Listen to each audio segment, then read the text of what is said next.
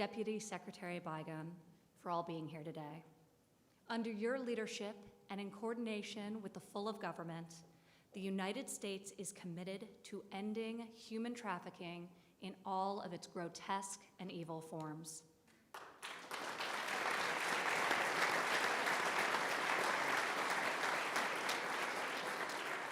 I'm also grateful to be joined by so many members of Congress and special guests, including Congressman Smith, Congresswoman Wagner. Yes. Please stand.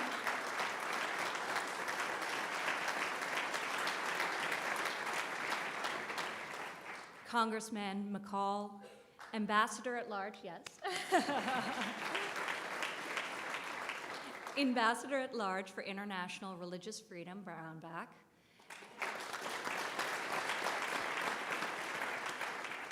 And U.S. Ambassador to the Holy See, Callista Gingrich. Thank you, Callista.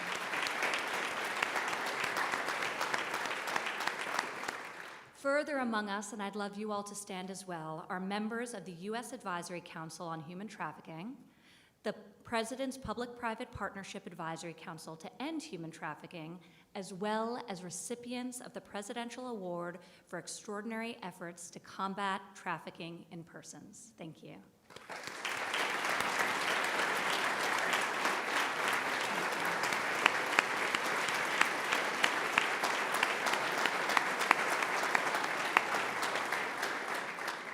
Each of you possess a wealth of knowledge and action-oriented approach that are invaluable resources in this fight against this crime and as we seek to best support survivors.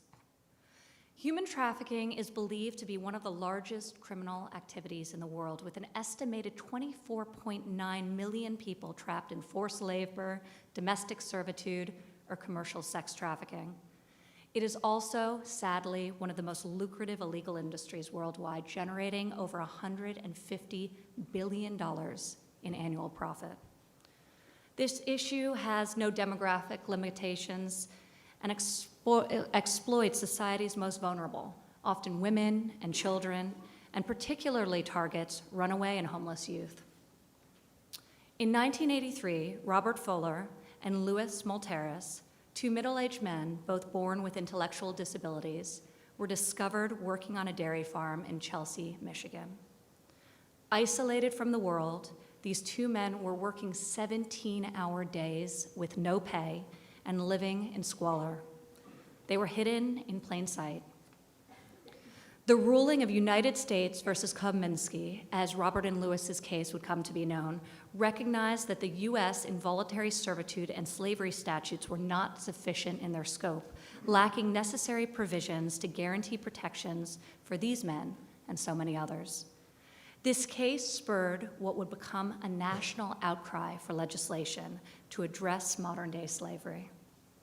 In 2000, Congress responded.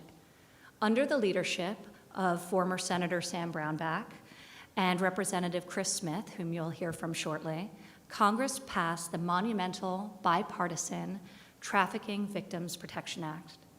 This landmark piece of legislation changed the landscape of the conversation around human trafficking and elevated the U.S. government's capabilities to combat this evil. The TVPA created a number of protections for victims, ensuring that they had access to necessary services. It also sharpened prosecution capabilities, criminalizing a broader scope of human trafficking-related crimes and requiring convicted traffickers to provide full restitution to their victims. The TVPA enhanced prevention efforts as well, creating for the first time in U.S. history an office to monitor and combat trafficking in persons within the State Department. The TIP office, currently led by Ambassador at Large John Richmond, is tasked with producing the annual Trafficking in Person report that serves as our key diplomatic tool to engage foreign governments on tackling this issue collectively. It goes without saying that the guests in this room at the TVPA ushered in a new era in anti-trafficking work. Over the past 20 years, this legislation has shaped how our country pursues justice for victims, holds traffickers accountable, and prevents further cases of trafficking. So that brings us today. Much progress has been made, but we recognize that this issue is still, unfortunately, so pervasive in our own communities and across the globe. In the early days of this administration, President Trump committed to bringing the full force and weight of the U.S. government to tackling this horrific problem.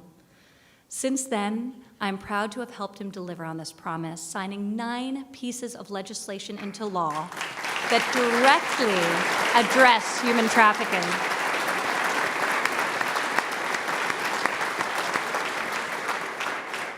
And we're just getting started.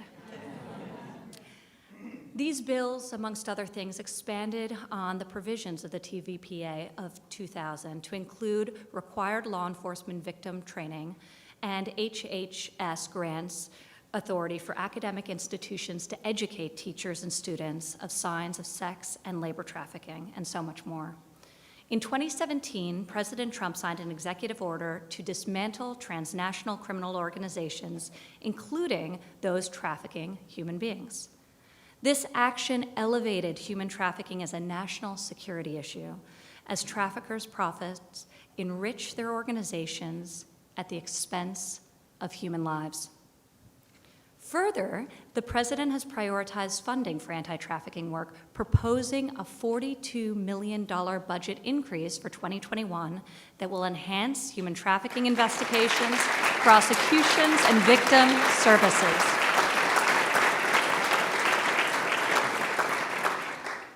We are resolved and we are relentless in the fight to hold perpetrators accountable and restore human dignity for victims. This administration has fought and will continue to fight this crime and ensure that survivors can access the services they need. Human trafficking is not solely an international issue or a crime that must occur across borders.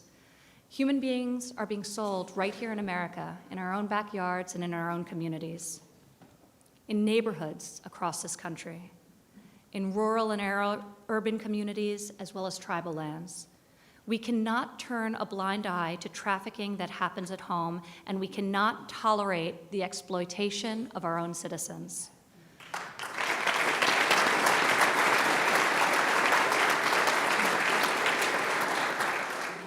The prevalence of domestic trafficking was brought to a new light for me on a recent visit to Atlanta. Facing one of the nation's highest rates of human trafficking, the city of Atlanta has taken big strides forward to equip survivors with long-term care and the skills they need to succeed as they begin to rebuild their lives.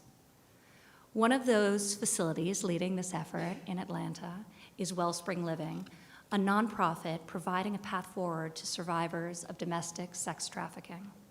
Wellspring's motto is to live and dream again, a beautiful testament to what I witnessed that day.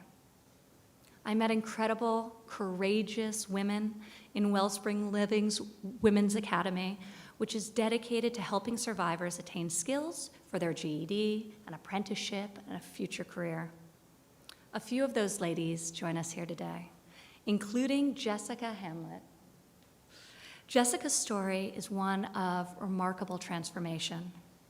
Jessica shared with me her very personal and heartbreaking experience of being trafficked for sex domestically after surviving childhood abuse, losing custody of her children, and facing serious challenges with drug addiction herself.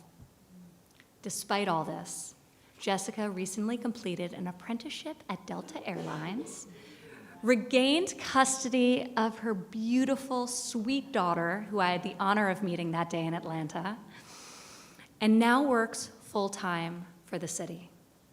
Her resilience is inspiring, and I would be honored if Jessica would come up and say just a few words.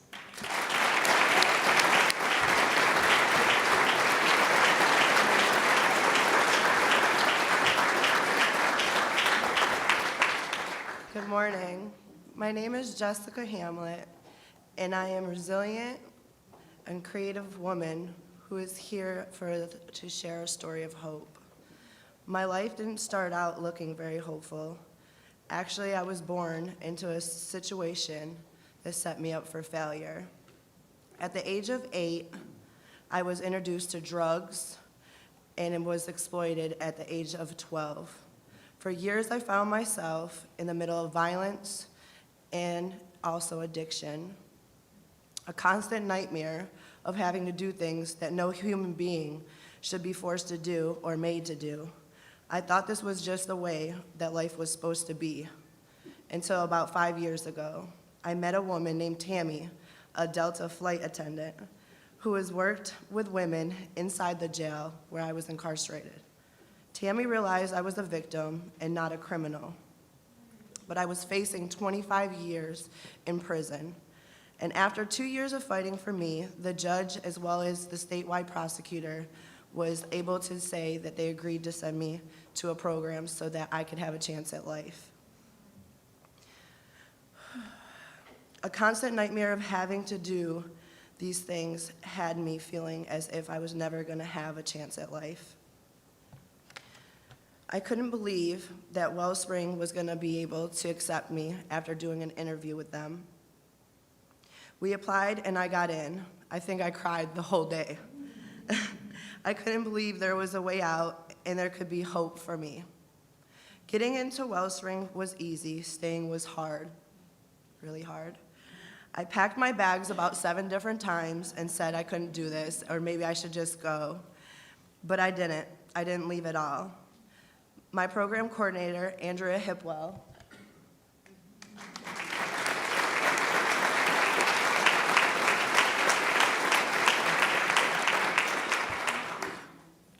and the people there loved and accepted me in such a way that I thought I was being set up. I didn't even know what love looked like. I thought it couldn't be real, but it was. They helped me work through my trauma. I got my GED, and they as well prepared me for getting a job, and not just a job, but a career. As well as getting a paid apprenticeship, and then they wouldn't believe, or you guys wouldn't believe, I got an apprenticeship with Delta Airlines. My first day at Delta, there was flowers in a cup, and it said, "Welcome aboard, Jessica. Welcome to the team." I felt like I was at home. I felt like I had family that knew how to love me and wanted to see me successful. I even got to eat lunch with the Vice President of Delta In-Flight Services, Allison Osband. Thank you, Allison. When my apprenticeship was complete, I got a job at the City of Atlanta watershed, and I absolutely love where I'm at today. I'm in my own apartment, and I'm also with 3 of my children, and I'm doing very hard work.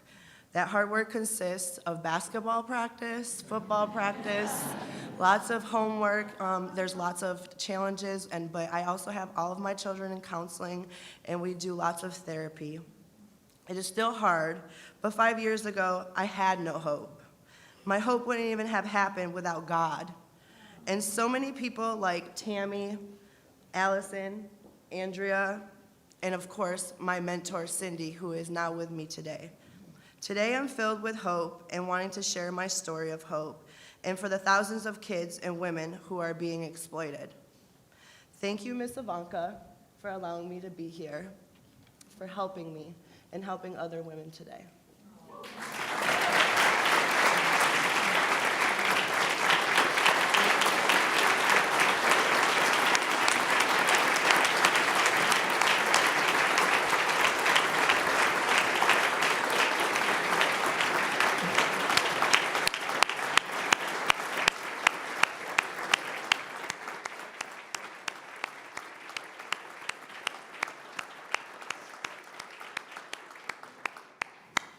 Jessica, you have shown courage and resilience that few of us will ever know, and we are so grateful for you being here and sharing your very powerful voice with all of us today. So thank you.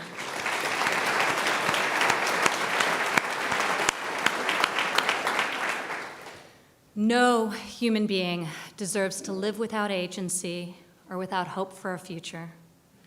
So let us recognize the vigorous work of all those who bring us to this point in history.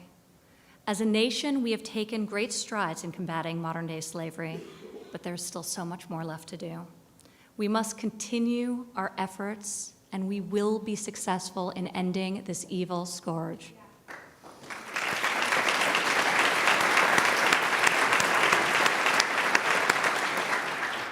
Thank you all so much for being here. And with that, I would like to welcome Attorney General Barr, who has been such a formidable champion on this issue, to come up and join us and say a few words.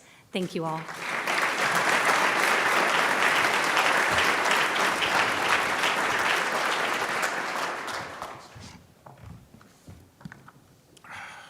Thank you, Ivanka, and thank you for your energetic leadership on this issue and for hosting this important summit this morning. Good morning, everyone. It's really an honor to be here, and I'd like to acknowledge Jessica and thank you for sharing your story and for your courage. And I'd like to say to all the survivors, I want you to know how grateful we are for all that you do in fighting to free other victims from the grip of this modern-day slavery.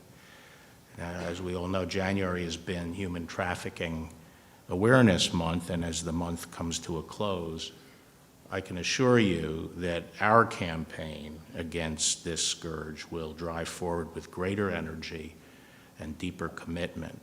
The Department of Justice will continue to bring the full force of the law against those who exploit other human beings by subjecting them to the physical and psychological captivity involved in this horrific crime.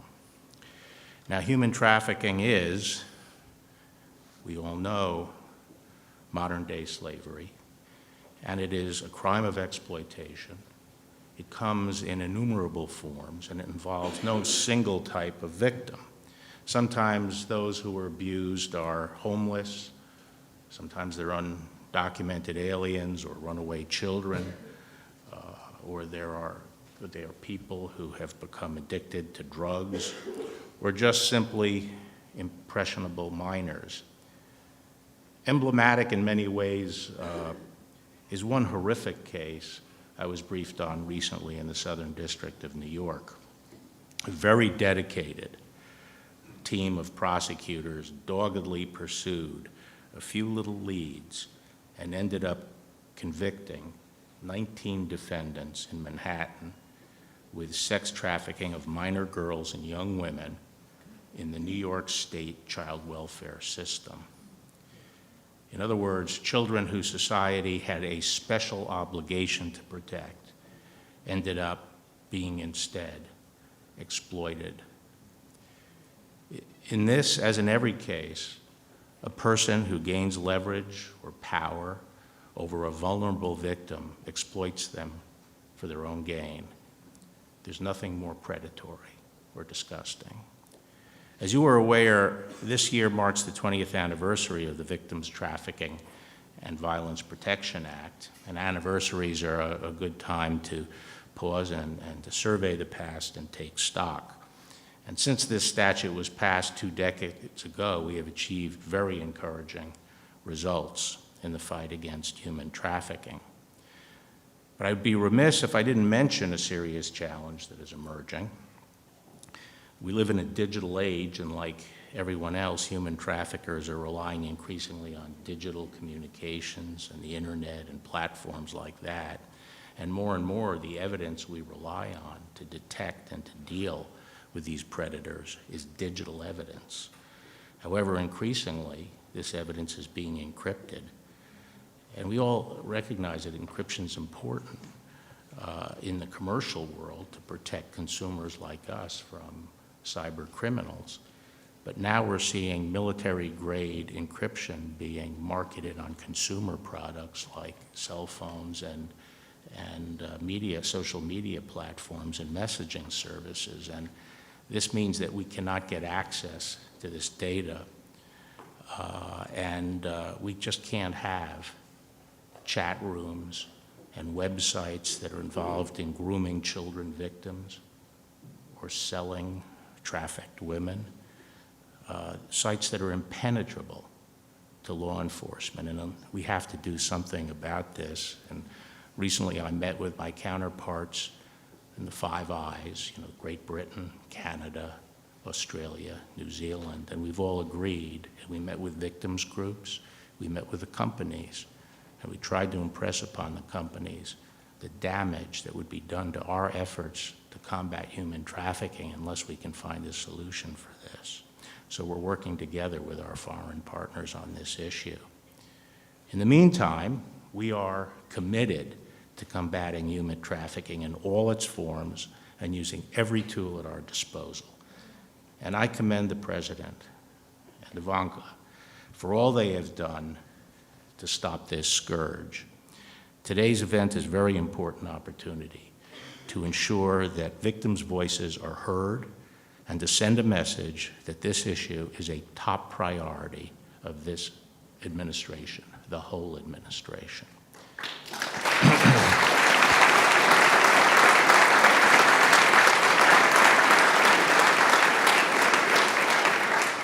I appreciate the opportunity to be here today and to pledge to you that the Department of Justice will do everything in our power to continue bringing human traffickers to justice. Thank you.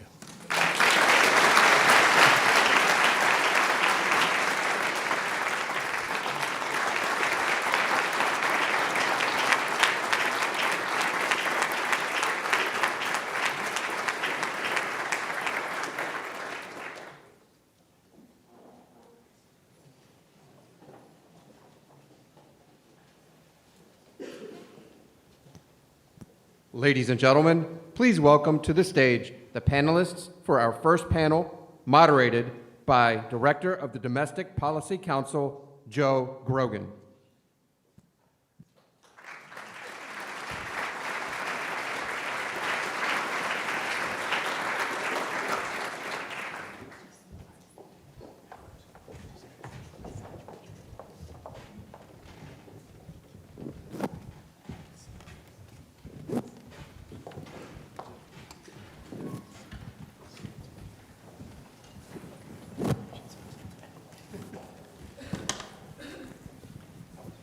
So this is an extraordinary panel, actually, because of the wide range of expertise and perspective that we've got here. We've got tribal, state government affairs, law enforcement at the local level, and people who can share the fight against human trafficking and what they're doing from across the spectrum.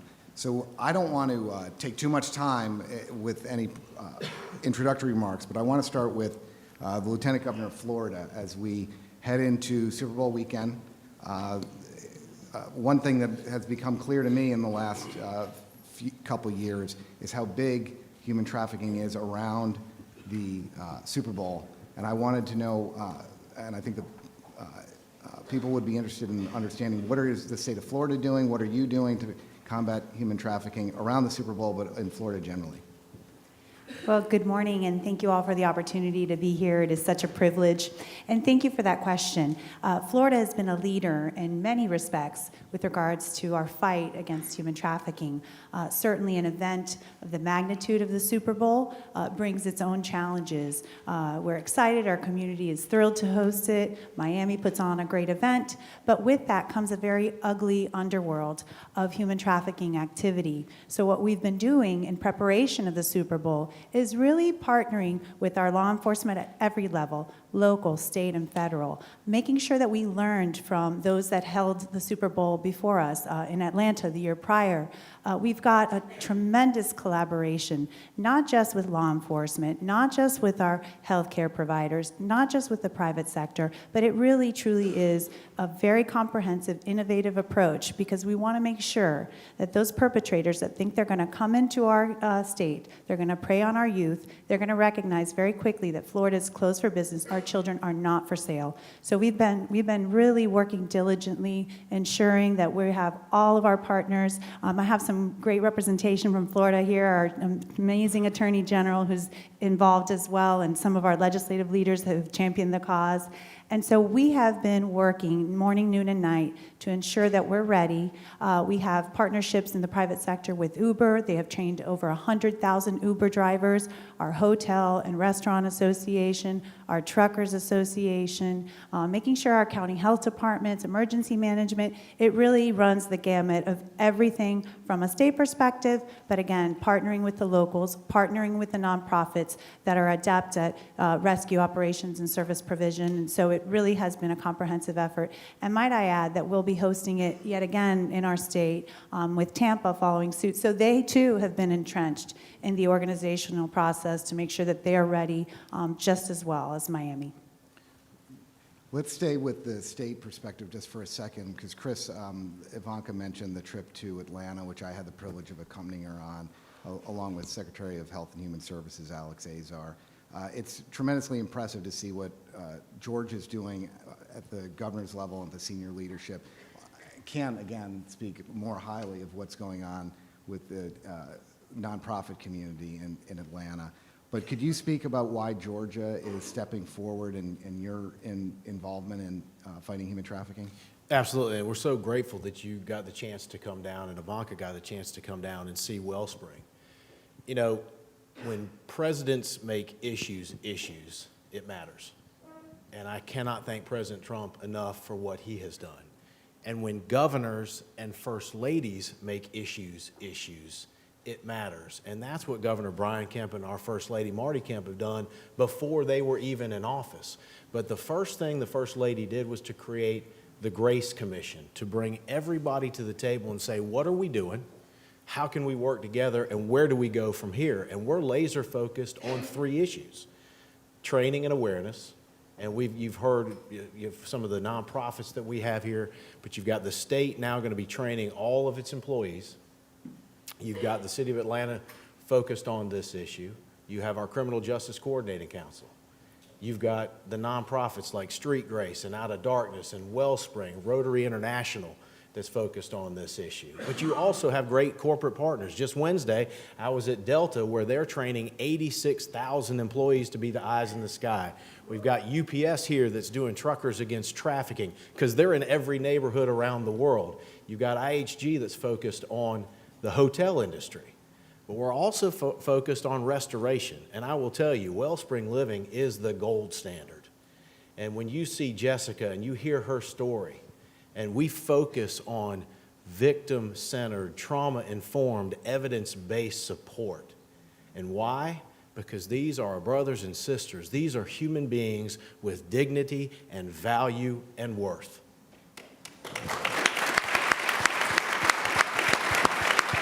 And I'll be quick, but you have to go after those who are buying and selling our children for sex.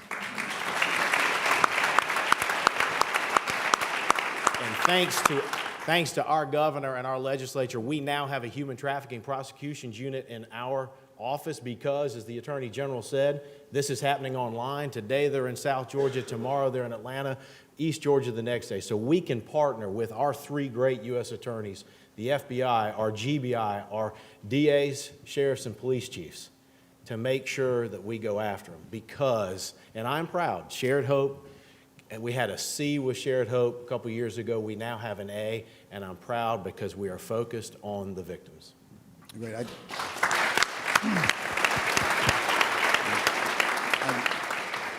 I would just share this little anecdote. As I was getting at the airport in Atlanta after visiting Wellspring, I heard on the PA system in the Delta terminal for passengers and employees to be on the lookout for victims of trafficking. It was kind of a stark example, because we had met at Delta at the event and heard about their apprenticeship program, but to see it in action, their commitment to the issue was pretty incredible. And so I commend them. They do it on the train, voice of God, and some great messaging as well. So I'm gonna jump to the sheriff for a second, because you opened the prosecution door, and I'd like to understand from you, Sheriff, what are you doing at the local level? Have you seen any changes over the past, over your career, and how we confront this issue? And thank you. Why you're committed to it? Yeah, thank you. And it's an honor and a privilege to be here with you today. Coming from Texas, of course, we have a tenacious governor who's made it resoundingly clear that every level of government, all the way down to the local level, will be involved in the fight to end this scourge. I want to tell you a story about 8 sheriffs in North Texas that banded together in order to fight human trafficking. When I was elected in 2017, I met with 7 other sheriffs in the North Texas area, and we sat down and talked about what are those things that we can do to stem the flow of narcotics and human trafficking across our counties. And what we came up with is, first of all, listen, we understand that what happens here is the very same transnational criminal enterprises and gangs that are trafficking narcotics. These are the people that are trafficking humans. These are the people that are continually victimize and drug addict these victims in order to control them. We also understand that as sheriffs, that the one advantage we have is jurisdiction over long pieces of road in our counties. So what we did was we decided to band together, to sign an agreement with one another that extends the jurisdiction of our deputies into each other's counties. You don't see that done very often. And what happened was we took specially trained deputies who were trained to detect those indicators for human trafficking and narcotics, and we turned them loose. And I'm happy to tell you that in just 2 years, what they've been able to accomplish is they have seized tons of narcotics and dangerous drugs, millions of dollars, weapons and ammunition are being smuggled south, destined for Mexico. They've recovered almost 100 stolen motor vehicles. They've discovered loads of human cargo in commercial motor vehicles, 18-wheelers, and most importantly, they've rescued children. I want to tell you 2 quick stories about that. One of our deputies northwest of Fort Worth, late at night, stopped a vehicle with a 15-year-old girl in the back seat of a vehicle occupied by 2 middle-aged men who did not know her name. And she did not know theirs. And she had been reported missing by her parents the week before in San Antonio. We had another case in which one of our interdiction deputies out east of Dallas on the interstate made a traffic stop and discovered that the woman driving the car was wanted for capital murder in Los Angeles. He arrested her. There was a 5-year-old in the vehicle. She murdered a man 2 days before in Los Angeles and kidnapped his 5-year-old son. And we successfully rescued that child. All of this makes it worth for us. All we have to do is one time look in the face of a human trafficking victim or someone who's sexually exploited, and for law enforcement, it makes it all perfect. So from the local level, what I see is where in the past, perhaps, maybe that county was that sheriff's domain. We've decided that that's a day gone by. My brother and sister sheriffs across Texas, Governor Abbott and the legislature have passed laws that now allow us to work across county lines that are even not contiguous in these types of matters, and we're taking advantage of it, and we're going to continue the good fight on the open road. Thank you.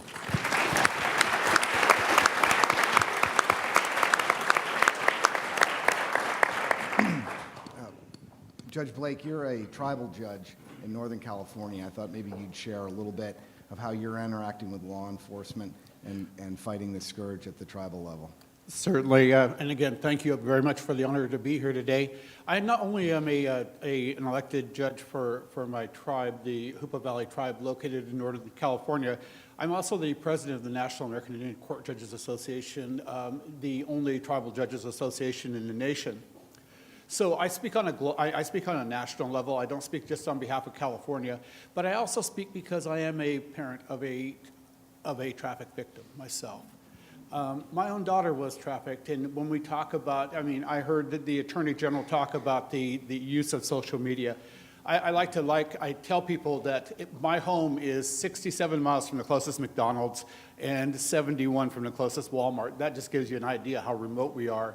And how a trafficker found my child in remote Humboldt County was through social media. And with the dream that she was going to be this model, with this dream that she was going to achieve all these aspirations that she had in her life. The idea that you have to be a child that is a foster child, that you have to be a neglected and abused child is not always accurate, because this child never wanted for anything. This child was pretty, as we looked back at her empty room after she left, we kept thinking what we missed. And what we missed was the encouraging her to be something, to be somebody, to reach those goals.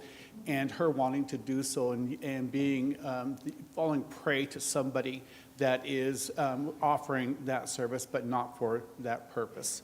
And and like I say, so that started my road on this issue with trafficking. Because one, if it will happen to me as a sitting elected judge, as an elected official for tribal communities, I was tasked with providing, prosecution for this type of stuff, making certain that our children are safe. But yet my own child was able to walk into the hands of somebody who takes the innocence away from a child like that. So these tribal communities, they're not only remote, they're very, very remote. Social media is huge in tribal communities, so because of the remoteness, and you only look at the number of UPS and FedEx trucks that come into our community, that's the only way you can get things in and out. So again, the training nationally, as we look and finding ways to train our tribal leaders, to train our providers, and to train our parents on the signs of trafficking, so that their children are not going to fall prey like mine did. Thank you for that.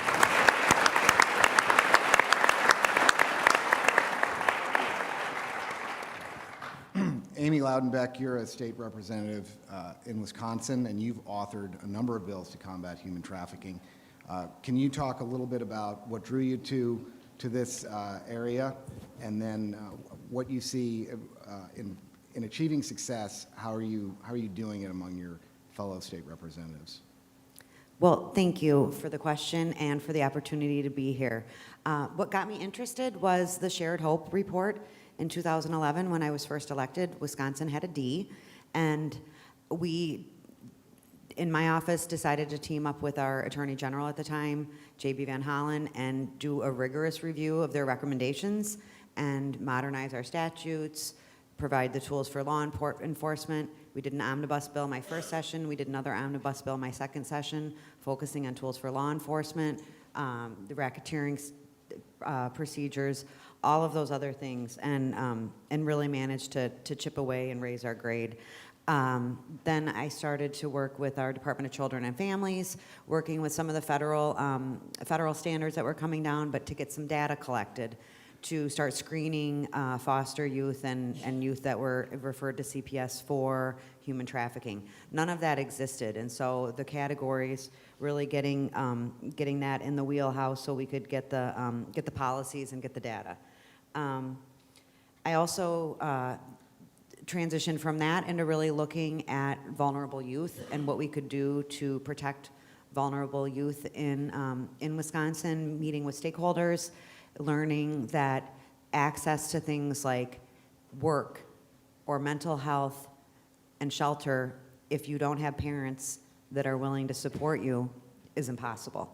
So, I support parents' rights, and I understand that good parents are going to be engaged with their student, but we used to require a work permit until you were 18 in Wisconsin. Now we've rolled that back to 16 for the reason that, a 16 and a 17-year-old that is having to choose between supporting themselves by selling themselves for sex or survival sex or other illegal activity, including labor trafficking for low wages, not appropriate work conditions. Those things were happening. And so now they can elect to go out and get a job on their own volition, and they don't need to sign a permit and pay $10 so the government can tell them that that's a good thing, because either a parent can tell them that or they can make that decision for themselves at that point. And so those were some really important things that we looked at. Mental health, same thing. If I want to get mental health services in my school, we spend a ton of money putting mental health into schools and trying to support opportunities for these kids to get help. And if you don't have a parent to support you to get that one-on-one counseling, you're not going to be able to access it. So we created some emergency procedures so that for 30 days you could get counseling and find a way through the courts to get yourself that access. And so really kind of looking along the spectrum, our score is now a B. We're still looking at the Shared Hope recommendations, but we also know that Wisconsin is unique, as are all states, in in how we need to look at this. We've also done quite a bit of awareness and partnerships that were kind of prompted by legislative action, but really to kind of move the needle as far as, pushing out the Human Trafficking Resource Hotline. That was something that involved, once we started to do that, all of the resource providers, all of the protocols from law enforcement needed to come together before we really pushed it out. So it was something that, it was leadership from myself and others, but really kind of encompassed all the boots on the ground people. That was really, really, I think, a pivotal piece to build off of for future outreach efforts. So what we're doing going forward is continuing to listen and continuing to monitor. Some of that data is just becoming available from the laws that I passed in 2015 and 16 to actually give us something to look at. So that's exciting. Thank you.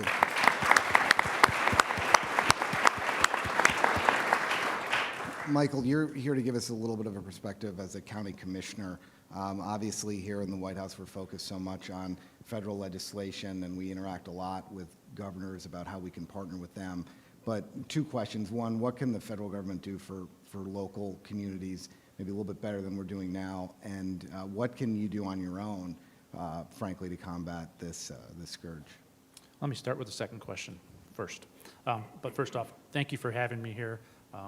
This is a great, great event, and I'm glad to see so many people here, and I'm honored to be here to help fight this heinous, heinous topic, right? It's just near and dear to my heart, very passionate, and I'm assuming everybody in this room is just as passionate, if not more so.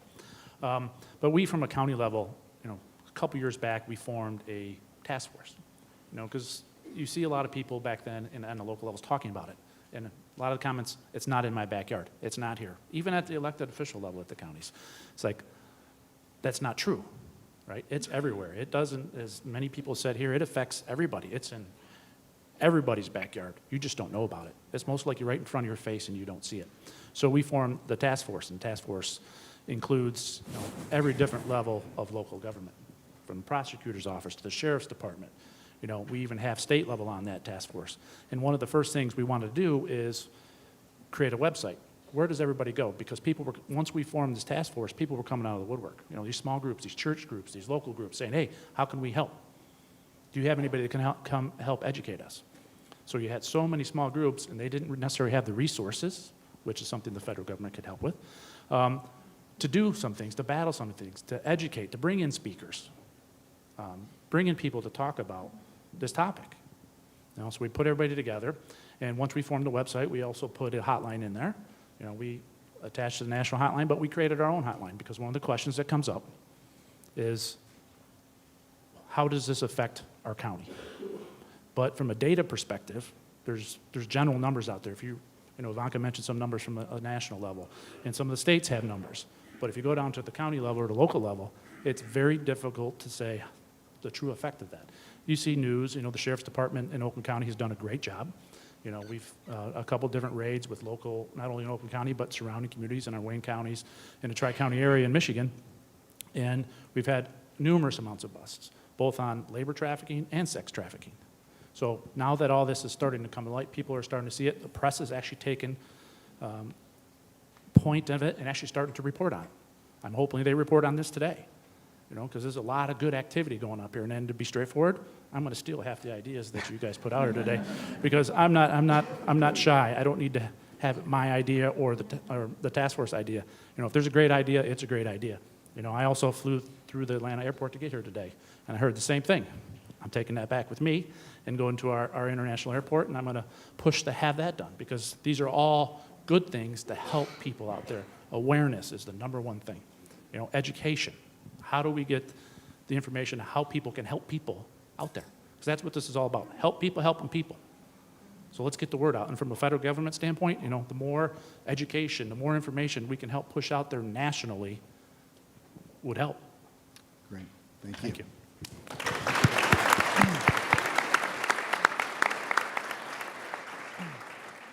On that vein about awareness, I do want to make sure before I forget to give the National Human Trafficking Hotline number out, because this is a number that should be posted in many places. It should be mentioned whenever we're discussing this subject, so that people who need help can reach out and try and get resources.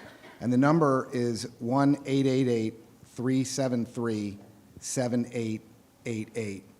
And I think it's important, as you said, events like this, even just to begin a discussion about it. I mean, it's great working in the Trump administration with so many committed people, but people like Ivanka who can plunge into an issue like this, dive into the substance, raise awareness, and use her platform, as well as the Attorney General and so many others. So on the state and local level, are you seeing, any of you seeing an increase in awareness on the subject and reports of, both the incidents, the crime incidents, but also people reaching out? And maybe we could start with Florida. Absolutely. As many here in this room know, Florida ranks third in terms of calls to the national hotline. That number had a huge increase from 2007 to 2015. As of 2016, the numbers started to stabilize, but I also believe that awareness, just the vigilance of our community has really come into play. And so as we continue to really delve into the messaging, again, our county health departments, all 67 of our county health departments have participated with HHS in the Look Beneath the Surface campaign. Our Department of Education, the first in the nation, has released a rule. We've implemented curriculum. Each of our school districts is going to be, in an age-appropriate manner, requiring our children to be educated on the ills, the evils of human trafficking.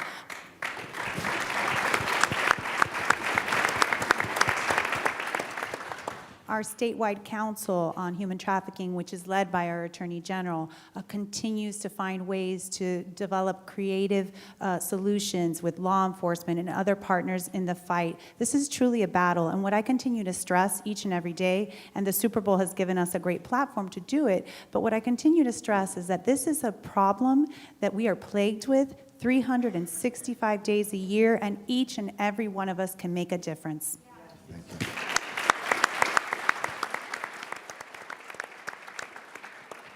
Judge Blake, do you want to? Yeah. So one of the things is that as we talk about this, we're seeing an increase in reporting in Indian country because one, I think that the information's out there, the giving of the hotline, I think is critical. But the other with the president's position on missing murdered of indigenous women, that was a real aha moment for Indian country, and it's giving people the opportunity to come forward to say that they were victims of trafficking, and we're seeing it more and more that these children that were missing for years that we thought just were runaways were now coming back and telling us, no, I was living a life that I had no choice to live but to survive. So that there again, I think that the continued efforts, when you were talking about the funding part of that, and be inclusive of tribal land, because it's not that we don't want to be involved. It's that I think that the invitation needs to be more formally given, and we will be there. Great, thank you. Certainly, tribal issues and tribal engagement is something that this administration really wants to lean in on. We have a dedicated person in our intergovernmental affairs office totally devoted to tribal issues. And on this, when the president, specifically to trafficking, when the president signs an executive order later on today, it's important to note that there will be a new position created at the Domestic Policy Council solely devoted to fighting human trafficking. So we're very excited about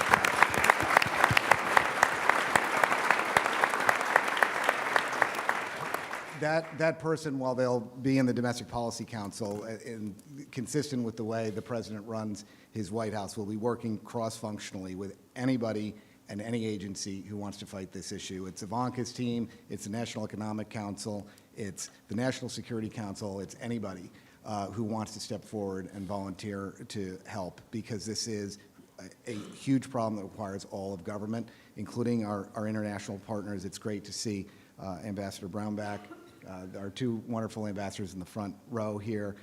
And I just want to say from a personal perspective how deeply moving it is for me to work on these issues.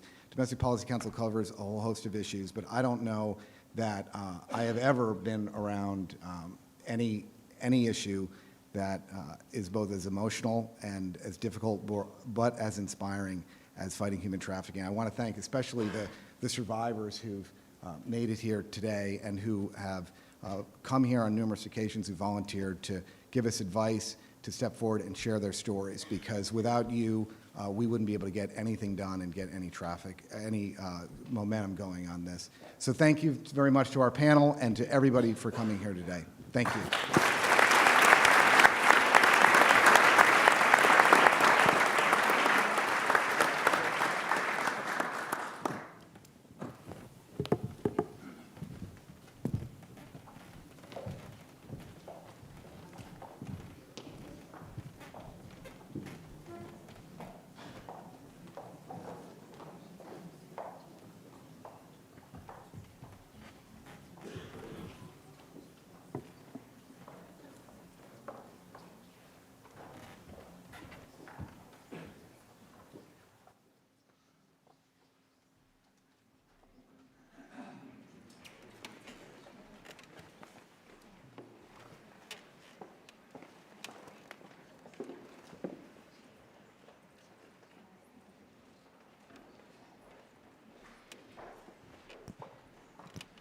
Please welcome to the stage Ambassador Callista Gingrich.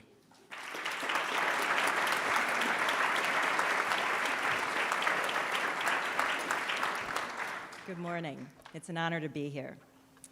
I want to thank President Trump and Senior Advisor Ivanka Trump for their leadership and steadfast commitment to the fight against human trafficking.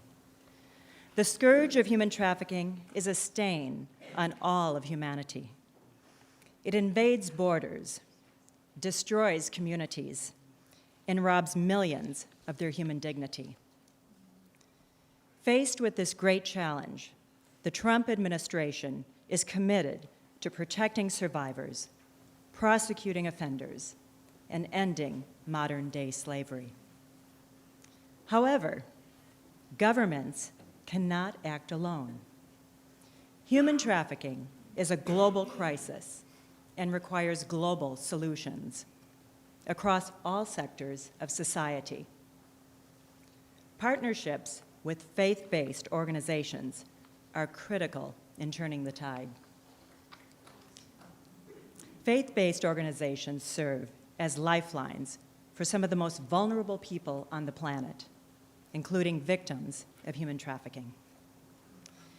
They have an unrivaled ability to build trust with survivors and to provide care and rehabilitation. Like the United States, the Holy See understands and appreciates the powerful role of faith-based organizations in eradicating modern-day slavery. Indeed, Catholic organizations are among some of America's best partners in this endeavor. The U.S. Embassy to the Holy See works with the global network of the Catholic Church, which extends to more than 1.3 billion people worldwide. For example, as an embassy, we promote and support the courageous work of Catholic sisters. Our grants have funded anti-trafficking programs for women religious in 36 countries. Recently, we established an anti-trafficking training course for a global organization called Talitha Kum. Talitha Kum is comprised of over 2,000 Catholic sisters in 92 countries, all working to combat human trafficking. Faith-based organizations like Talitha Kum are on the ground in nearly every country in the world, including the United States. They work tirelessly to save women, men, and children from horrific fates. And they are key partners for federal and state law enforcement agencies, braving the omnipresent threat of criminal and terrorist organizations that profit from this global crime. Together, law enforcement agencies and faith-based organizations help facilitate victim recovery, reintegration, and criminal prosecution. Here in the United States, the Department of Homeland Security and the FBI have strong partnerships with Catholic service organizations to provide safe havens for victims. And internationally, the United States and the Holy See are members of the Santa Marta Group, an organization comprised of law enforcement officials, Catholic bishops, women religious, and civil society leaders that work together to develop victim-centered approaches to end human trafficking. As you leave today with renewed dedication and resolve, I encourage you to explore opportunities to collaborate with faith-based organizations across all faiths in the fight against modern-day slavery. In this regard, the U.S. Embassy to the Holy See will continue to work diligently with the Vatican to eradicate human trafficking. Together, we can save lives and end this horrific injustice. Thank you.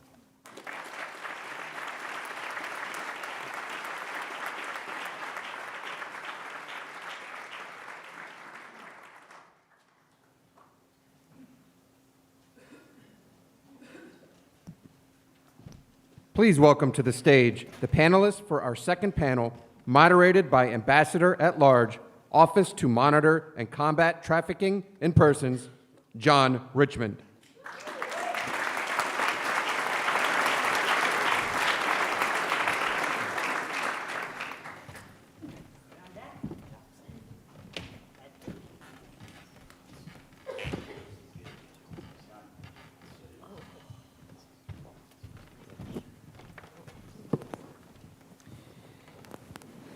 Well, this morning we do have the incredible privilege of hearing from several members of Congress, leaders who have helped create the massive shift in the legal landscape around the world, establishing a comprehensive trafficking in persons law, our Trafficking Victims Protection Act, the 20th anniversary of which is this year, which is what is bringing us all together.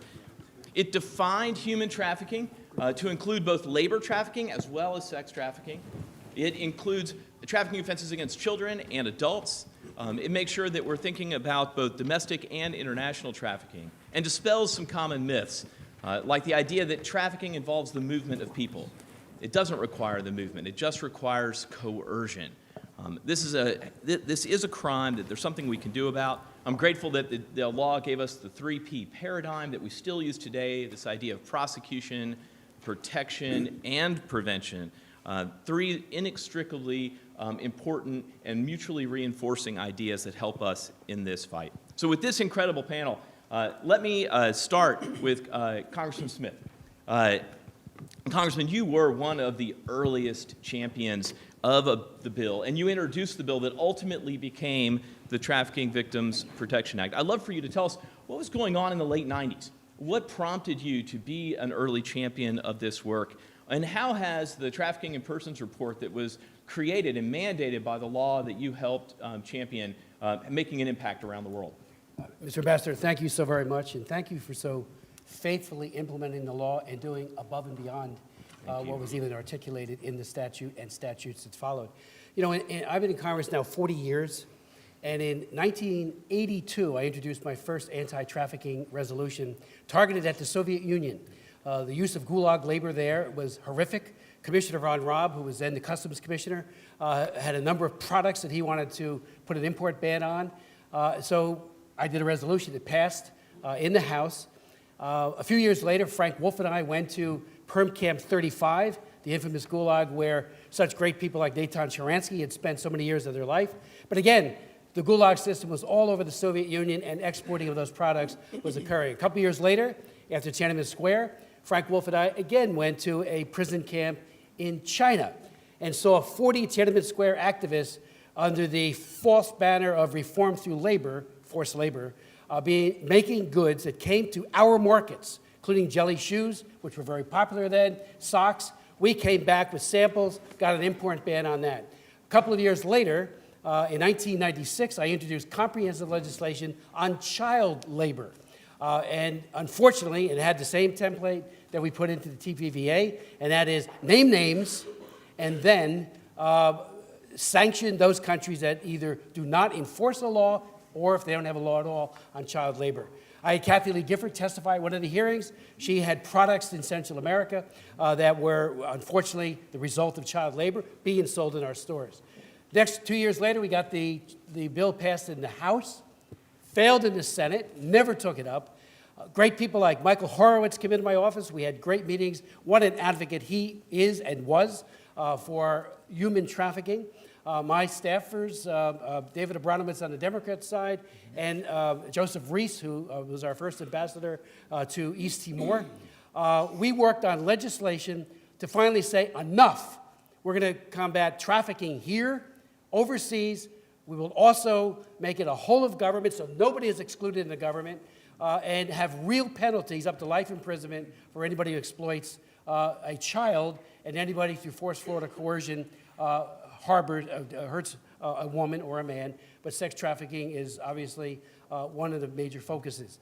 As Kalitza said so well, you know, there are about 5 million women, and mostly women and children, who are sex trafficked, about 20 million, according to the ILO, who are trafficked because of labor. And of course, there's an intermingling so very often. But the legislation was very hard to get passed. The previous administration then did not want the tip report, which you do great work in putting together so that the 3 Ps, the narrative on each and every country, says how they're doing on prevention, prosecution, and protection, with a set of recommendations that follow as well. They said, just put it into the human rights report, the country reports on human rights practices, which would have been a step. We said, absolutely not. My friend over here, Sam Brownback, took the bill up on the Senate side, his own bill, and we did a merge-purge at the end. But it was against serious odds. That administration did not want to have sanctions. Sanctions are embedded in the bill, as you know so well. It covers everything, and it's making a difference. There were times when the tip report was less than stellar, 2015 in particular, but you have done a magnificent job. It is the gold standard, and I know for a fact, because you do as well, we meet with delegations all the time. They don't want to be on Tier 3. They don't want to be shamed for their egregious complicity in human trafficking, sex or labor, and they want to be above that. Plus, there's this sanctions piece. So I want to thank you again for what you have done. There's so much more to be done. Finally, government to NGOs, and the NGOs have been indispensable in all of this. Secretary, or I should say Ambassador Gingrich, thank you for the faith-based emphasis you have made, because that, I think, is indispensable to ending this terrible plague. And we've had Delta Airlines testify at hearings. They're doing a tremendous job. But the private partnership now, you know, just yesterday, Deb, who was here, she did a tremendous work, it is doing a tremendous work, as is Homeland Security, on training people to be situationally aware. R.W. Barnabas and Hackensack Meridian, 2 large networks in my state, are training their healthcare workers. And we know from the 2014 Laura Lederer study, and I'll finish on this, they made it very clear that 90% of all the victims of sex trafficking go to a healthcare facility. 63% go to an emergency room. So if you have healthcare professionals who are situationally aware, and we need to share this as you are with overseas partners as well, there is a point of contact for victim identification, God willing, intervention, and then on to the road to recovery. So thank you.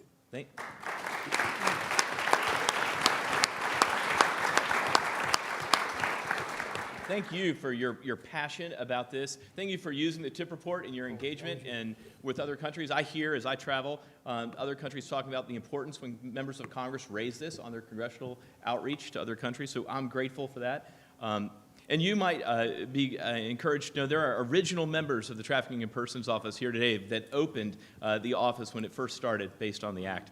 And as you mentioned, I know that you had allies in the Senate. And Ambassador Brownback, you are certainly one of those as you brought this bill forward on the Senate side. And now I get to work alongside you at the State Department in your new role as Ambassador at Large for Religious Freedom. And I'm grateful for your wise counsel during my time at the State Department. I've certainly benefited from working with you. But I'd love to know what motivated you, and what were your thoughts as you began to think about the Trafficking in Persons Act from the Senate perspective? How have you seen it be used? What are we doing well, and what do we need to do differently? How do we need to adjust as we're moving into the future?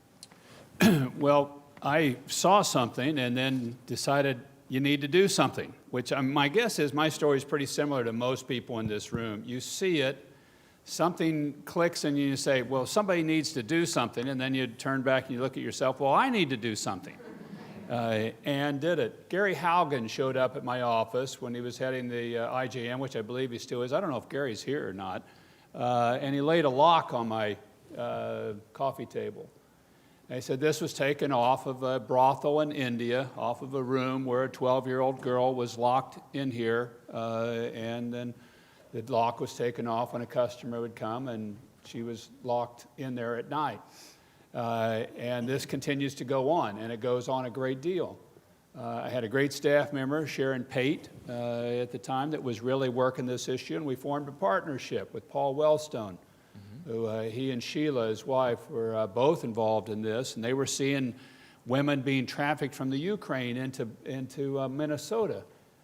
And they were showing up then at battered women's shelters and saying, what are you doing here from the Ukraine? Well, it's kind of a long story, but let me tell you about it, and did. And together we formed a partnership, and behind and on that partnership also, the private sector, we had Gloria Steinem on that, Chuck Colson, and we would go around to other members in the Senate and say, we've got Gloria Steinem and Chuck Colson on this bill, and Paul Wellstone and I are doing this. And they'd say, just sign me up, I don't care what's in it. If you guys agree on this, we'll go forward. But that's really the point of it. This is an issue that just knows no political boundary. This is a complete human dignity issue about somebody that's just been put in a horrific circumstance and condition. And being from the state of Kansas, and I have my Kansas City Chiefs socks on, my mother grew up on the property where John Brown would stay when he was in Kansas during the Bleeding Kansas. We're fighting against slavery in those very early days. And I'm looking at that heritage and saying, I've got to be a part to end this modern slavery, just like you've said that to yourself.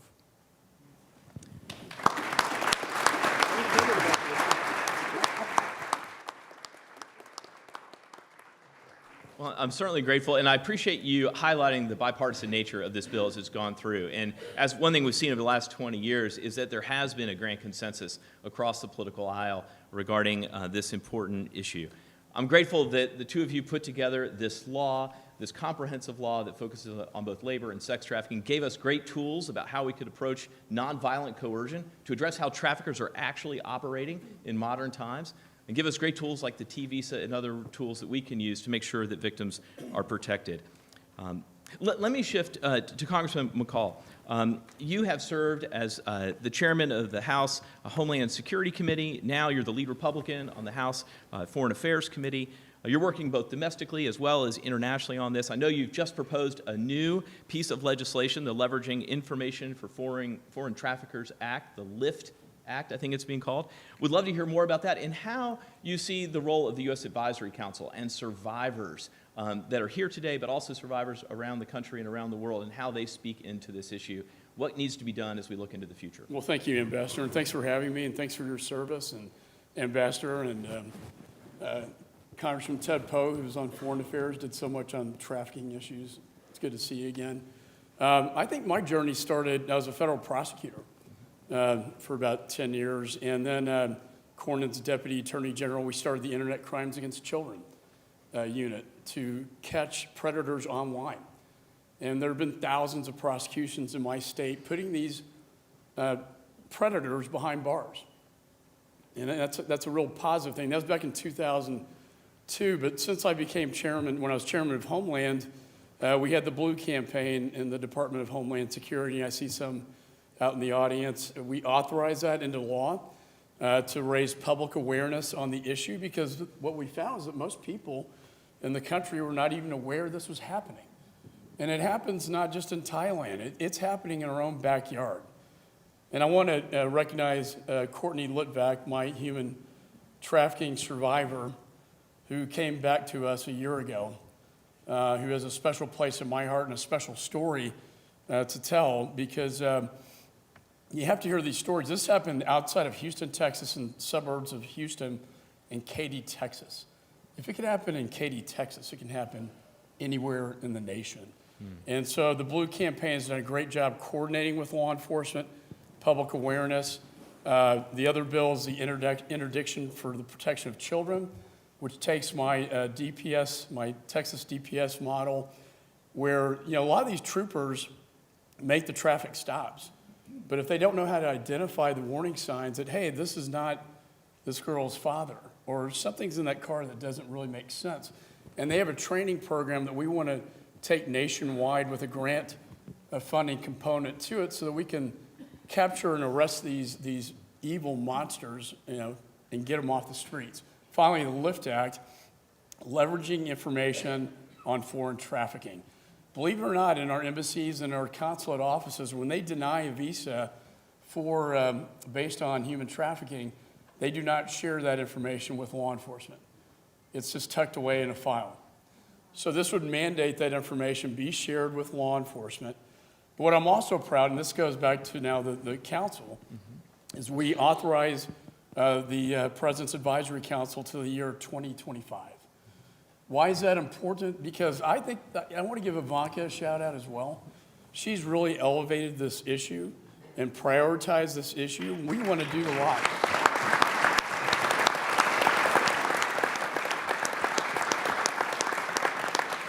We want to make this council really mean something, not only for the executive branch, but for policymakers in the Congress, so we can get the advice. And I've learned so much from just Courtney about the process and how it works. How could a beautiful 17-year-old girl get swept up, and I can't say where because there's an ongoing investigation, but how could this have happened? It really makes no sense. And to get these stories and have victims and survivors on the council, I think is very valuable to Congress and to the executive branch. As we approach the Super Bowl, I know you're going to that, that's going to be a major trafficking event. And there are going to be groomers all around the Super Bowl trying to trap young men and women into this horrific modern-day slavery. And we all know the stories, and you're bought and sold like property. This needs to stop. And as a former prosecutor, I try to educate prosecutors and judges, too. You know what? The victims are the victims. They don't deserve to be behind bars. It's the predators. It's the people taking the hit.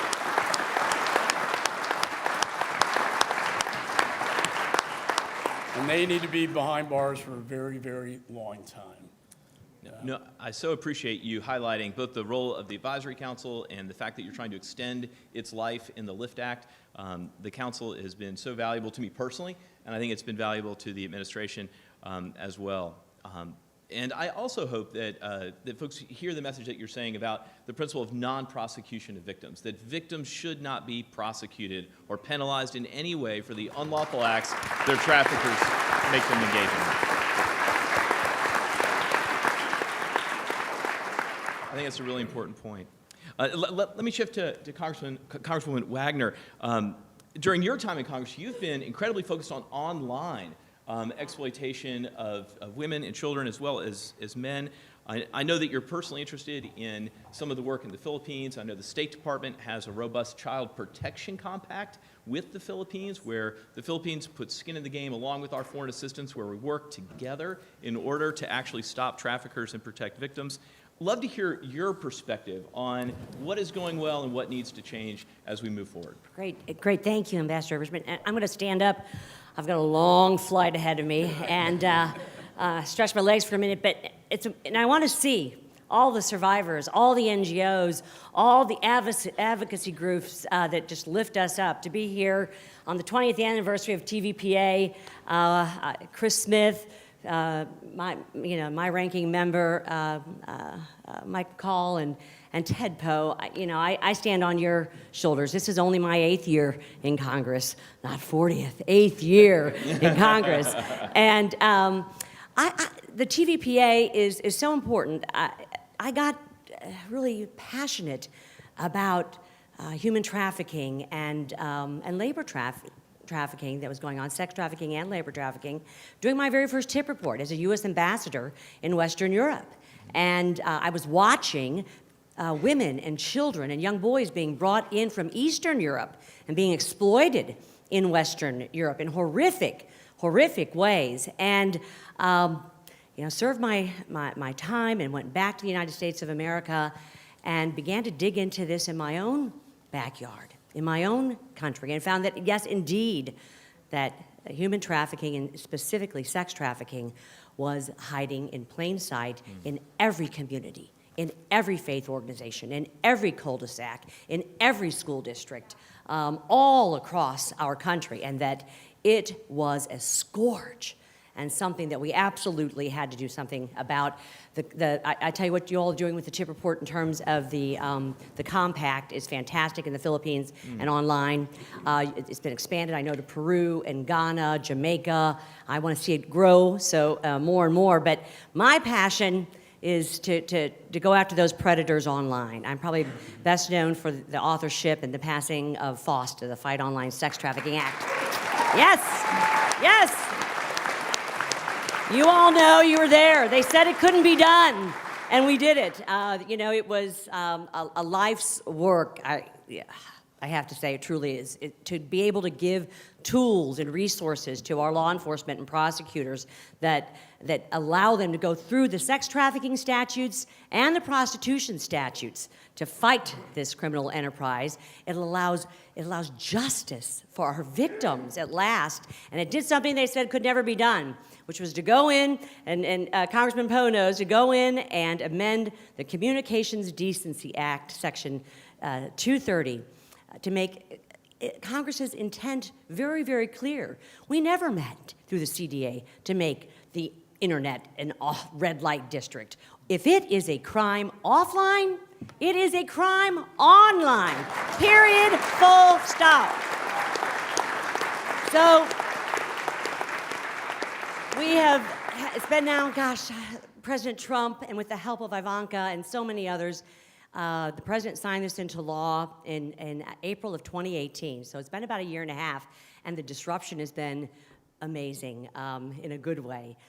We brought down Backpage.com with a 93-count indictment. Over 60% of, many just pulled down their internet sites as a deterrent factor, which is what we knew it would do, for fear of prosecution. But we've disrupted over 60% year to year. A lot of what's being posted right now are kind of duplicates and spam and scam type of things. But you can go to childsafe.ai, to see some of the inroads that we've made over this time period here. So I'm excited about that work and what you all did to make that happen. And my next crusade is end-to-end encryption. And I know the Attorney General talked about it, yes. And we talked about it, Ambassador, at our DHS conference. I had, and I'm just going to call it out because as Kevin and others know, I just do. And I had the opportunity at a hearing in financial services to speak and question Mr. Zuckerberg, Facebook. 90% of the online sexual, pornographic, horrific, exploitive images are on Facebook and their platforms. 12 million, in fact, in 2018. And to say something positive, at the time, they reported those 12 million. They reported those 12 million horrific, awful images. But now they're going to move to end-to-end encryption. And when they do that, law enforcement will not be able to access any of those images. And with impunity, after letters and pleadings from the Attorney General, from the Department of Homeland Security, from law enforcement, from prosecutors, from DAs, from me, Congress, others, they refuse. They want to go move forward on their end-to-end encryption. So if an industry won't police itself, that's when Congress steps in. And we're going to police them, that's for sure. You know, and this is important, privacy and lawful access are not pitted against each other. Privacy and lawful access are not pitted against each other. The Fourth Amendment gives us a lot of broad privacy rights, but you know what, it's not warrantless, all right? And we have to have a way to make sure that people's privacy is protected, but that also law enforcement has a way to keep our children, our women, the most vulnerable in our society, safe. That's what we're going to do with this legislation. So that's where we're going next. I thank you for the time. I thank you all for what you do. We all stand on your shoulders and are grateful for the advocacy group work. My great staffer, Rachel Wagley, back there, about ready to give birth any minute now. She helps author so much of what goes on here. I'm just grateful to you. I'm grateful to our State Department and for the TIP report. And what you're doing online now with the Compact is really great, and I want to see it expanded. So I thank you. Thank you.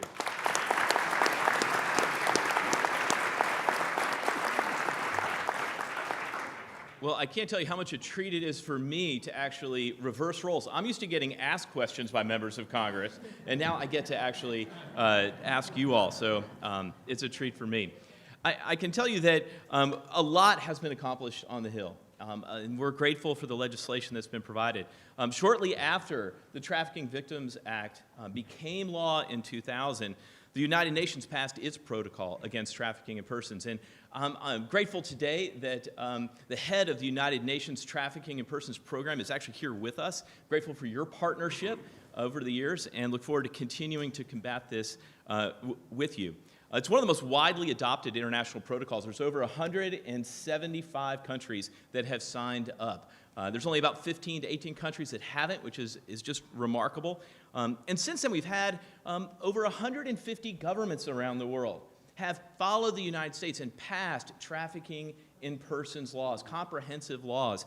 And we're so grateful for that, to have this international legal consensus that human trafficking is wrong, that it's a violation, that people are putting freedom first, which is the phrase that the president has given to this year, that we want to put freedom first. We want to put it first in our priorities, in our conversations. We want to raise it with other countries. We want to raise it with each state in this union and make sure we're doing well. Because while we recognize it's the 20th anniversary and we want to celebrate what's been accomplished, we also know that there is a great deal left to be done. And the 24.9 million victims around the world are evidence of that. It is our job now to take the parchment promises of law and turn them into tangible deeds that bring hope to individuals who need rescue and need services. And we want to make sure that we do that. And we want to make sure that we hold traffickers accountable, that we end the impunity that traffickers currently enjoy. I can tell you that this is hard work. There are not easy answers. They're not simple solutions. But the world is not in desperate need of more people to explain to us why these things are hard. The world's in desperate need of more people to do the hard things. And I'm grateful that you all are here and willing to do those hard things, to secure freedom for individuals who are currently being trafficked, and to put freedom first. We're grateful to this administration's focus on freedom first. Thankful that we get to work together with this White House, with Congress, with so many civil society leaders. I see so many NGOs and leaders here from across the movement. We're grateful for your presence here today. And we're grateful that as you leave here, you're going to receive a commemorative book of the last 20 years that highlights the history of what has gone on here in the United States, how the act was formed, early stories from Congressman Smith and Ambassador Brownback about their days, along with their colleagues from both sides of the aisle. It's a retrospective of what has been accomplished, and really a call to each of us that as we pivot into the future, we have to do more. That what we've accomplished so far is not sufficient. There is more to be done, and I'm grateful that we get to be in this fight together. So thank you all. Thank you.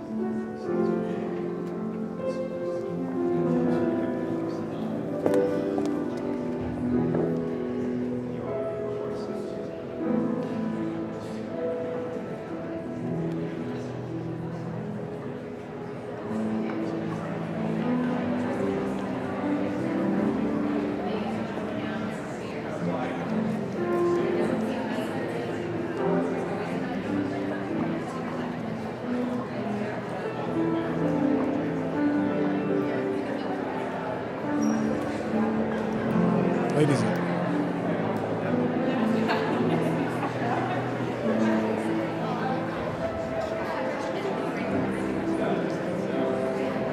Ladies and gentlemen, there is a 5-minute break. Ladies and gentlemen, there is a 5-minute break.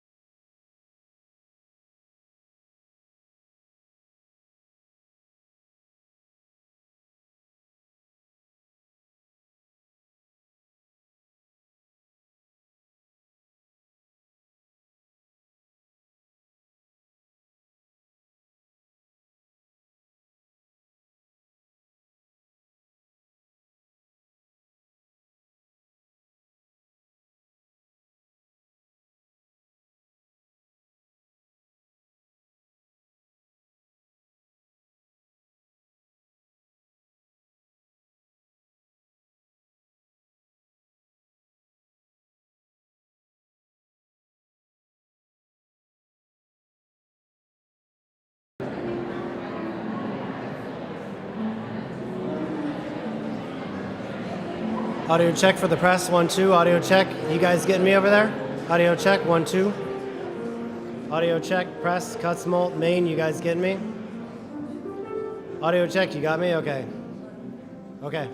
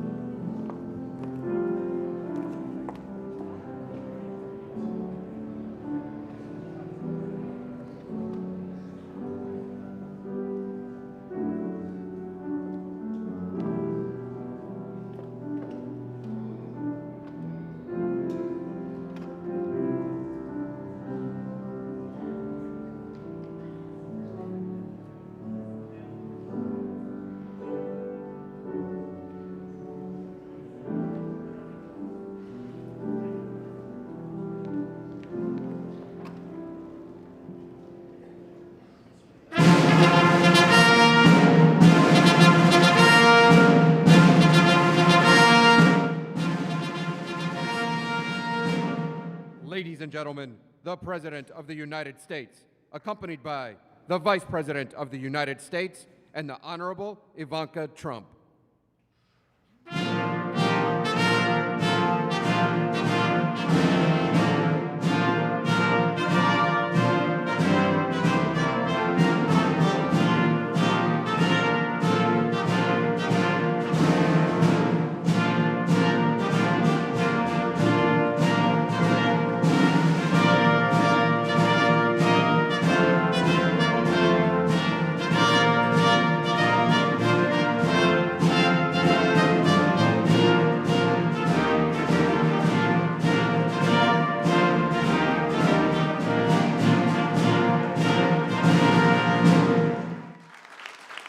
Well, thank you very much, please. Thank you.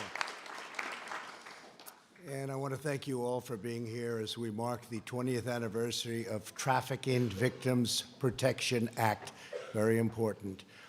20 years ago, this nation took a historic step to protect the victims of this form of modern-day slavery here in the United States and all around the world.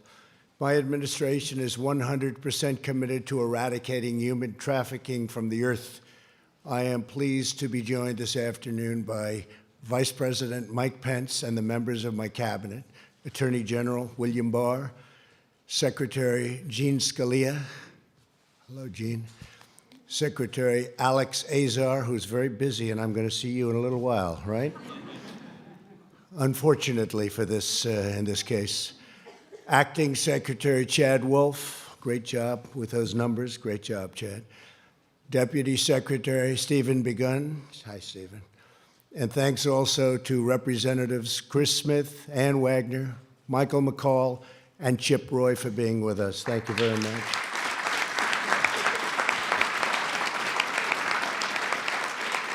And we have a lot of great senators that wanted to be here so desperately, but I said, just stay where you are and do your job, please.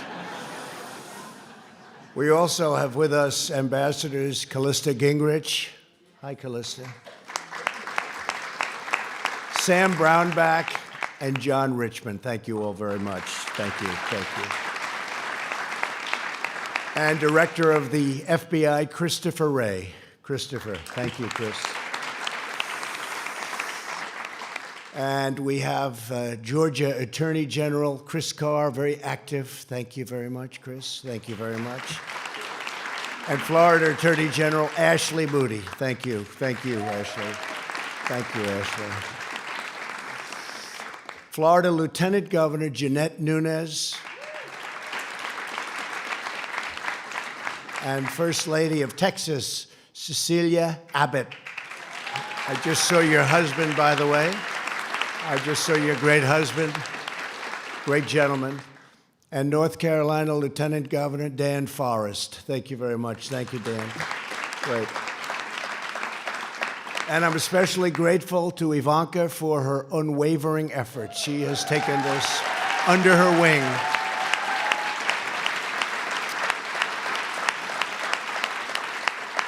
Thank you very much. Thank you, honey. Ivanka's been a champion for administrative and legislative actions to combat human trafficking and a true heart. She has, this issue has been so important to her. This and making sure people are ready to work. And she's now created over 15 million jobs for the people of our country. One of the reasons our unemployment numbers are the best ever. 15 million.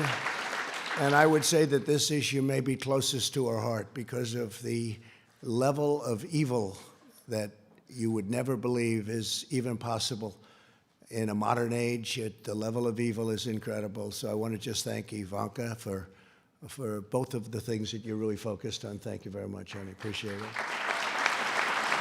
15 million jobs. It was going to be 500,000. Daddy, I think we can do 500,000 within about a week. She broke that, and now she's up to 15 million jobs. It's a fantastic thing. I'm not surprised, Mike. We're not surprised. We're also honored to have with us several extraordinary survivors of human trafficking, and I want to thank you all for being here, and you'll come up when we sign, and it's going to be my great honor to say hello and shake your hand. And your courage really inspires us all. I want to just let you know that. As the men and women in this room know human trafficking is a problem everywhere, worldwide problem.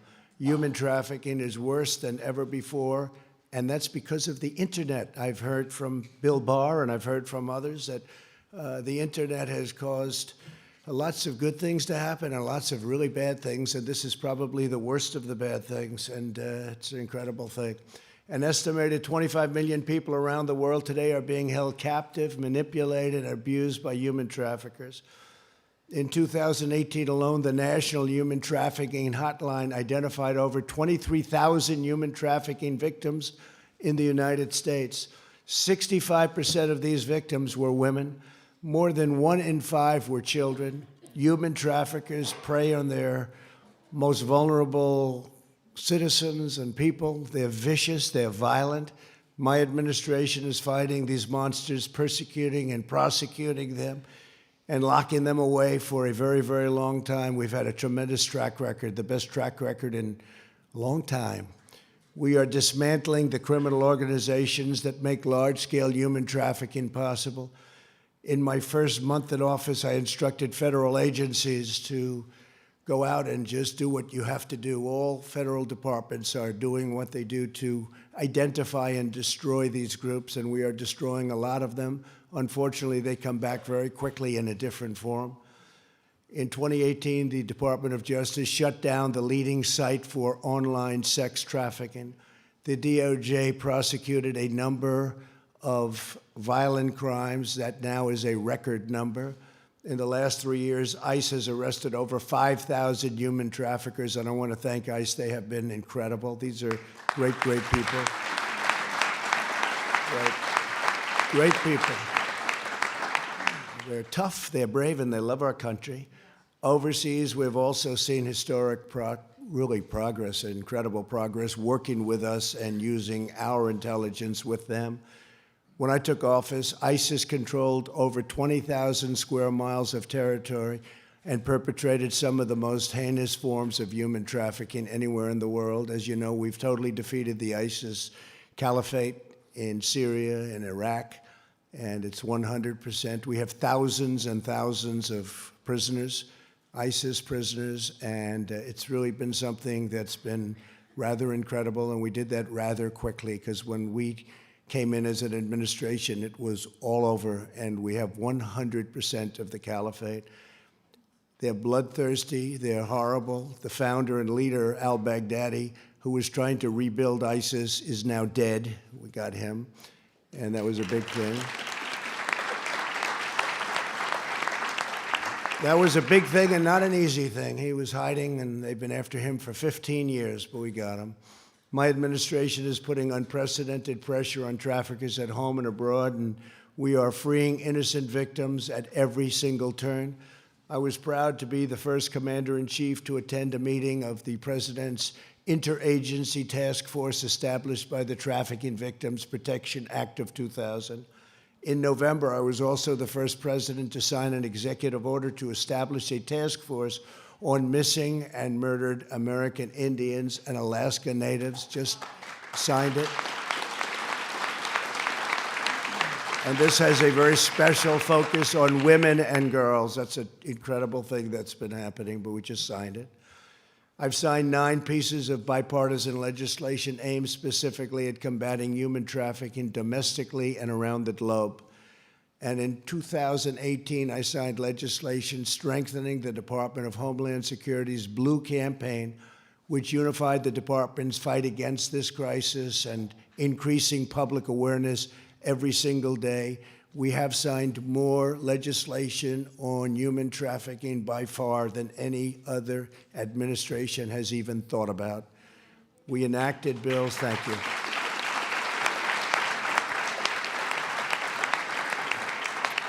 And we'll do what's necessary. We will do exactly what's necessary. There's nothing more horrible than this. We enacted bills to fight sex trafficking, increase support for survivors, and raise the standards by which we judge whether other countries are meeting their duty to fight human trafficking. You have countries that talk, and they talk. They're like politicians in Washington. They keep talking. They do nothing about it. They do nothing about it. And we spend a lot of money on these other countries, and we're not sending it, and we let them know if they're not going to be doing their job. They don't, in some cases, probably want to do their job, and that's a pretty bad thing. We've authorized $430 million to fight sex and labor trafficking. And with the help of the State Department, I have held foreign governments accountable for failing to address human trafficking by imposing restrictions on foreign assistance, and very powerful restrictions.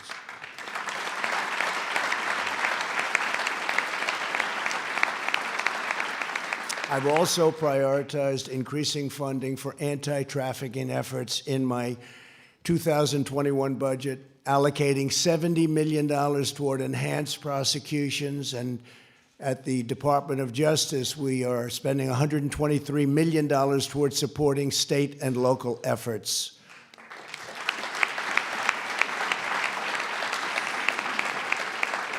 And this is all new funding, and these funds will directly benefit those on the front lines who are tasked with bringing down the perpetrators of this terrible crime.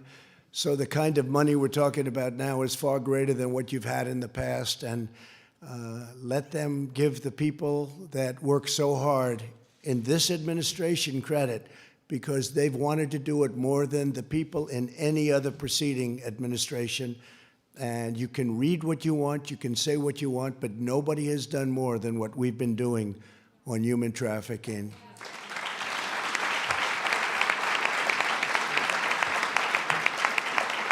So today, on the last day of this year's National Slavery and Human Trafficking Prevention Month, I will take another very decisive action. In a few moments, I'll sign an executive order targeting human trafficking and child exploitation all across our country. This order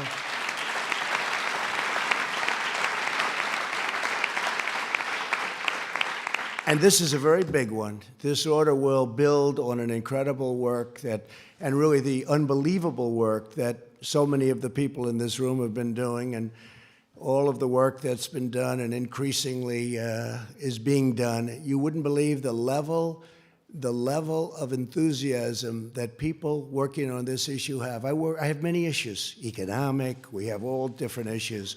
I have never seen such enthusiasm for a single issue as I have for human trafficking. And I have to say that starts with Bill Barr and Chris Wray, the FBI. It starts with all of the people in law enforcement, so important, and it's something that people really do appreciate. So they collect and they coordinate, they share vital law enforcement and intelligence information with other places all over the world, and very, very important, and we have made a tremendous impact. The problem is it's so massive, it's so many people, it's so many countries, but we've had a tremendous impact. It will be posted online along with a comprehensive list of government resources, all of the things that we do and where to go to find out about what's happening. This order expands prevention education programs, promotes housing opportunities for survivors, and prioritizes the removal of child sexual abuse material from the internet.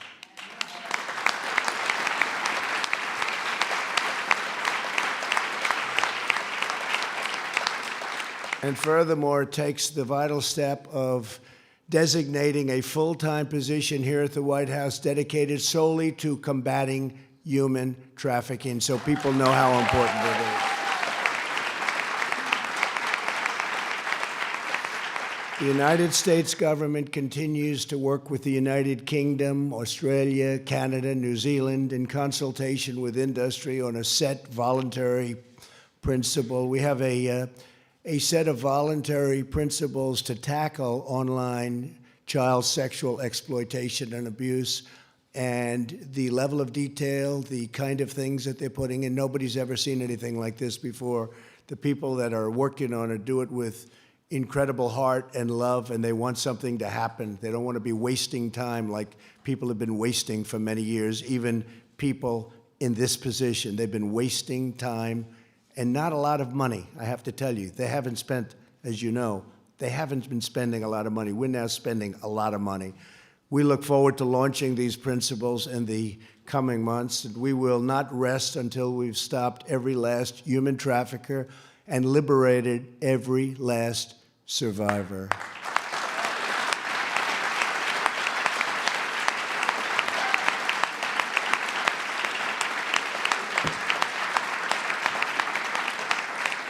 So I'm now pleased to introduce an incredible survivor and the newest member of the U.S. Advisory Council on Human Trafficking, Bella Haneke. Hi, Bella.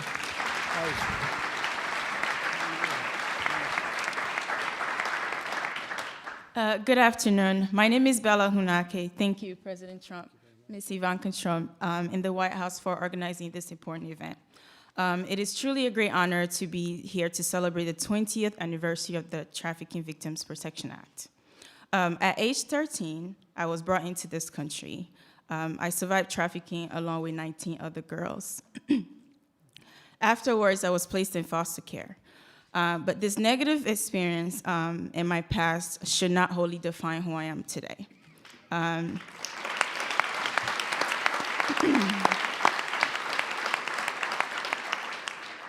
Today, I am a college graduate. Today, I am an American citizen. And today, I stand before you as the newest member of the U.S. Advisory Council on Human Trafficking.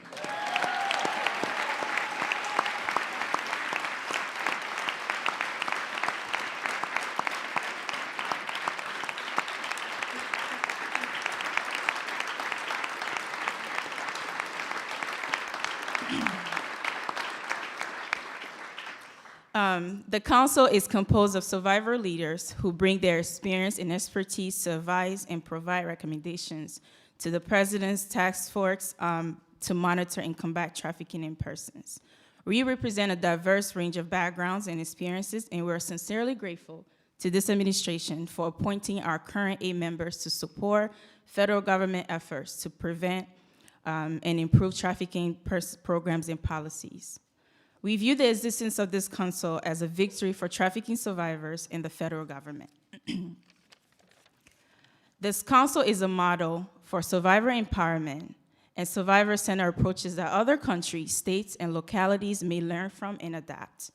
This council shows in real and tangible ways how survivors can positively impact and inform anti-trafficking efforts at the highest levels of government.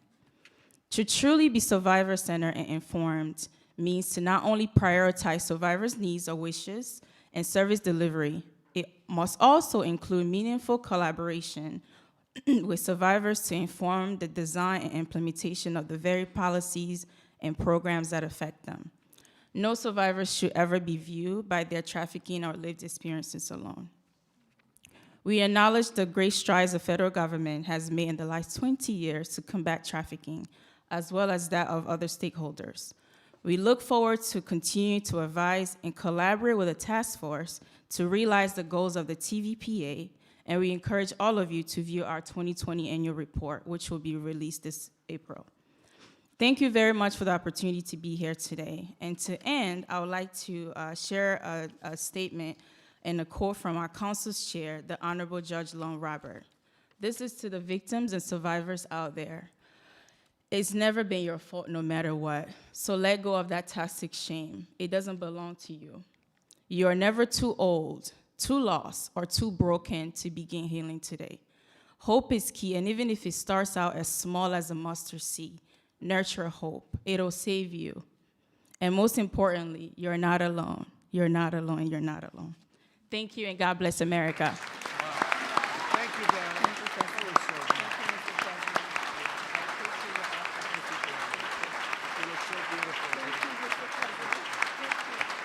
Great job, Bella. Thank you. Perfect. Beautiful.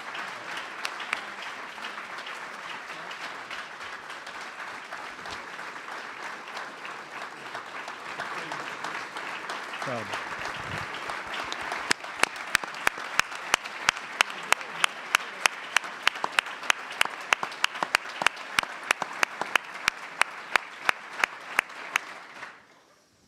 Mr. President, Attorney General Barr, members of the council, Ivanka, cabinet secretaries, members of our diplomatic corps, including Ambassador Gingrich, distinguished members of Congress who've worked on this issue for so many years with such heart and compassion, members of the law enforcement community and faith leaders, and most especially Bella and the courageous survivors who join us here today. It is an honor to be with you on this historic day.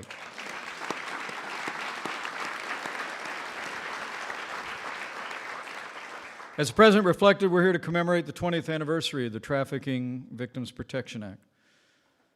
As the President's made clear, from his heart, we have a President who knows human trafficking is not only an unconscionable evil, but an epidemic in the world today, and the United States of America will confront it as never before.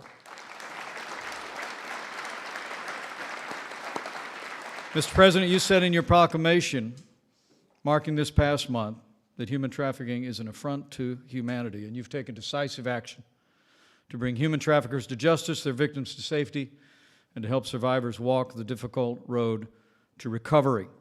Like no president before you, you've made it a priority to target transnational criminal organizations that have victimized thousands of innocent people on both sides of our borders.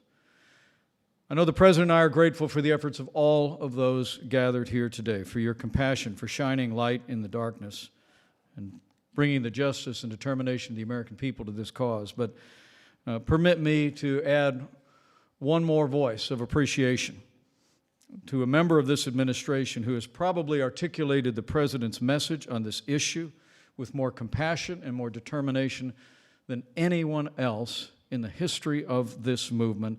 Would you join me in thanking Ivanka Trump one more time for her extraordinary leadership on human trafficking?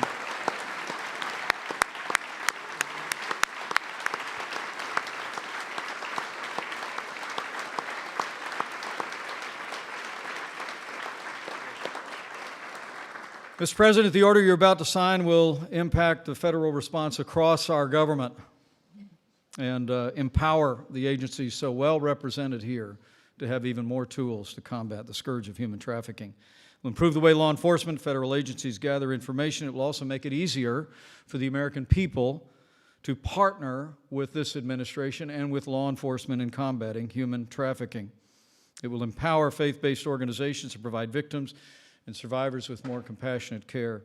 And with more and more young people around America engaged in this issue, Mr. President, by your order today, you will give younger Americans especially the ability on the internet to identify the signs of trafficking, what dangers to avoid, and how to break free if they've been victimized.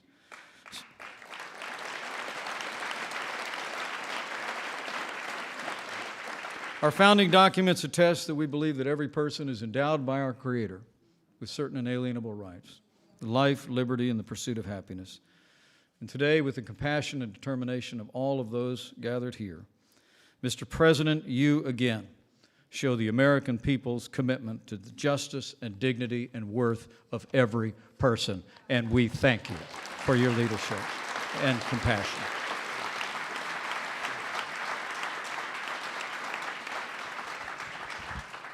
So, Mike, thank you very much, and I just want to congratulate everybody in this room. What I'd like to do is maybe ask some of our folks that are so involved to come up, and the survivors to come up. We will sign, and we will say hello to everybody. And again, it's an honor to be with you today. Thank you very much. It's a big moment. Thank you.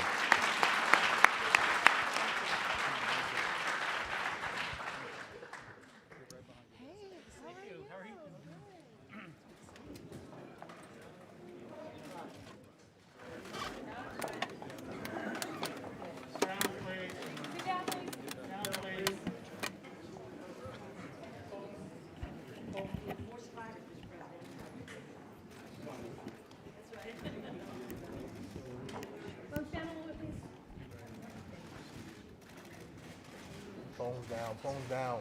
Phones down. Phones down.